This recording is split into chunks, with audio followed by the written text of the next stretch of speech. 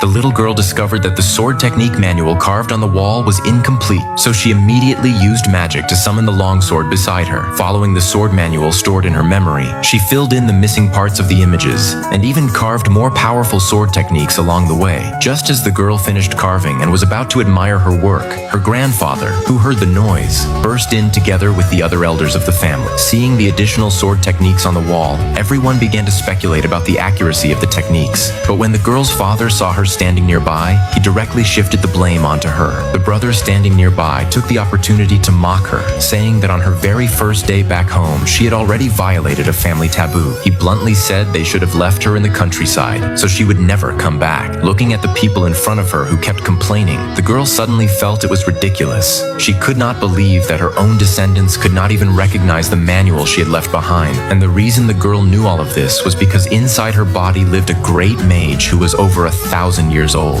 and all of this had to be traced back to 1,000 years ago. At that time, the girl was still the world's #1 great mage, but while fighting against evil forces, she accidentally opened a black hole that could travel through time and space. When the great mage opened her eyes again, she found herself turned into a little girl. After receiving the girl's memories, the great mage realized this was her descendant from 1,000 years later. Because her body was weak and unable to practice swordsmanship, she was sent to the mountains by her biological father right after she was born, and today was the day the girl returned home. Looking at the family members standing in front of her, as well as her stepmother who kept mocking her, the mage silently swore to help the girl take back everything that belonged to her. As the first heir of the family, seeing the fire basin prepared by her stepmother, the girl could not help but let out a soft laugh. Then she kicked over the fire basin meant to humiliate her. The girl ignored her stepmother's provocation and instead walked straight over to her grandfather. She respectfully bowed to her grandfather because the girl knew very clearly that the only one truly in power in the family was her grandfather. Sure enough, looking at the girl with such an outstanding presence, the grandfather could not help but show a look of satisfaction. He spoke up to stop his son who still wanted to scold her, and then instructed the servants to take the girl to wash up. He said plainly that the girl had not been home for a long time, and that the first thing she needed to do now was to pay respects to the family ancestors. But what no one expected was that the moment the girl slightly bent down, all the swords left behind by the ancestors resonated at once. Then, as if controlled by some force, the swords began attacking the other descendants of the family. It was not until the girl placed the incense into the altar that the swords returned to their original positions. Seeing this, the eldest disciple nearby thought the girl had angered the ancestors, causing the spirits bound to the swords to become enraged. Only the grandfather knew that those swords were actually afraid of the girl. This made him start to doubt the girl's abilities,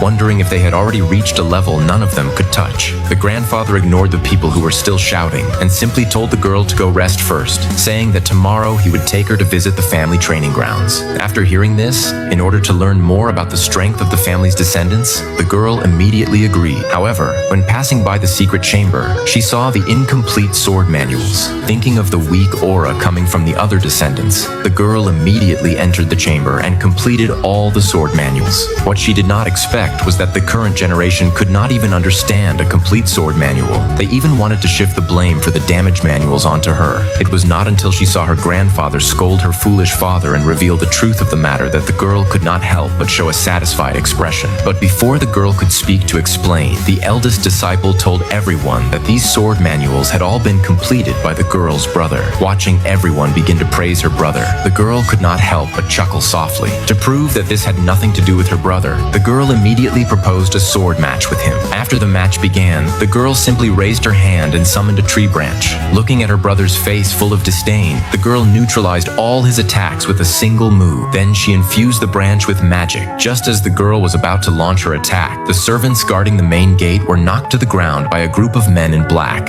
After hearing everyone's conversation, the girl finally realized that the people in front of her were from other sword halls, and the purpose of their visit today was to challenge her descendants. They claimed that if the grandfather's disciple could still win the match, their sword hall would remain #1. But if they lost the match, their sword hall would be forced to disband today. Facing such arrogant opponents, the girl immediately spoke up and said that 1,000 years ago, their ancestors were still servants of her own ancestors. She never expected that the descendants of those servants would turn out to be such shameless, ungrateful people. Seeing this, the sword hall master felt a surge of anger in his heart. To punish the girl for humiliating him, he immediately threw a throwing dart toward the girl, but the girl dodged it effortlessly. Seeing this, the Hall Master widened his eyes in shock, unable to believe the girl was actually this strong. A skill he had practiced for 30 years was casually avoided by a little girl. Seeing the girl steal the grandfather's attention, the brother wanted to win back his family status through the sword match. So he immediately told his grandfather that he was willing to take part in the first round. Before anyone could object, he rushed onto the arena. Then, with a single kick,